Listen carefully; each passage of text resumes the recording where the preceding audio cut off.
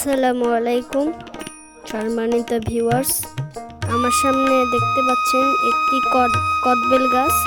সেটিতে অনেকগুলো ফুল ধরেছে।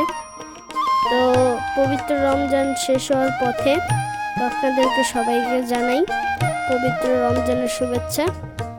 তো আমরা এইসব গাছগুলো জৈব পদ্ধতিতে রোপণ করে থাকি।